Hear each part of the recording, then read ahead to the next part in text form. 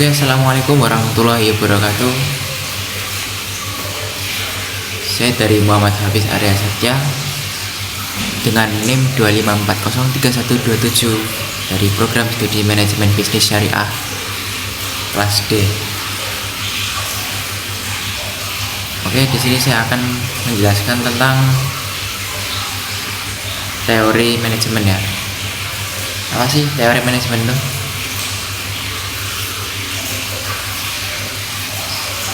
Manajemen merupakan salah satu aspek kunci dalam keberhasilan suatu organisasi, baik dalam sektor bisnis, pemerintahan, maupun lembaga sosial. Seiring dengan perkembangan zaman, tantangan yang dihadapi oleh organisasi pun semakin kompleks, mulai dari perubahan teknologi, dinamika pasar, globalisasi, hingga pergeseran nilai dan budaya kerja. Jadi kondisi ini mendorong lahirnya berbagai pendekatan baru dalam praktek dan teori manajemen. Revolusi teori manajemen mencerminkan perjalanan panjang dalam memahami cara terbaik mengelola sumber daya secara efektif dan efisien, dimulai dari pendekatan klasik yang menekankan struktur dan efisiensi kerja, hingga teori modern yang mengedepankan fleksibilitas, inovasi, dan keberlanjutan. Setiap fase dalam evolusi manajemen menunjukkan respon terhadap kebutuhan dan perubahan zaman. Dengan mempelajari revolusi teori manajemen, kita dapat memahami bagaimana berbagai teori saling melengkapi, menyesuaikan diri dengan konteks sosial ekonomi, serta membentuk dasar bagi praktik manajerial saat ini.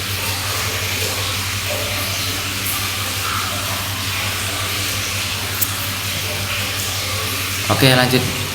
Manajemen di era manusia sosial. Manajemen di era manusia sosial menekankan pentingnya aspek sosial dan hubungan antara manusia dalam organisasi. Fokusnya adalah pada interaksi sosial, komunikasi, motivasi, dan kepemimpinan yang humanis. Organisasi yang dipandang sebagai komunitas sosial, di mana karyawan bukan hanya sumber daya, tetapi individu dengan kebutuhan emosional dan sosial yang harus diperhatikan agar produktivitas dan kepuasan kerja meningkat.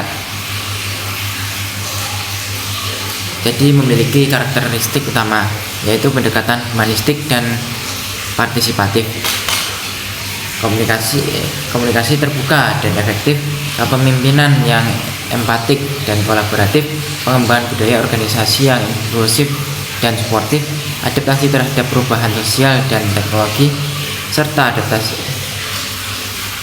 Cukup sampai terakhir ya. Ya, lanjut langsung ke teori manajemen. Manajemen adalah proses perencanaan, pengorganisasian, pengarahan, dan pengendalian sumber daya untuk mencapai tujuan organisasi secara efektif dan efisien. Teori manajemen merupakan kerangka pemikiran yang membantu memahami bagaimana manajemen dijalankan dan dikembangkan.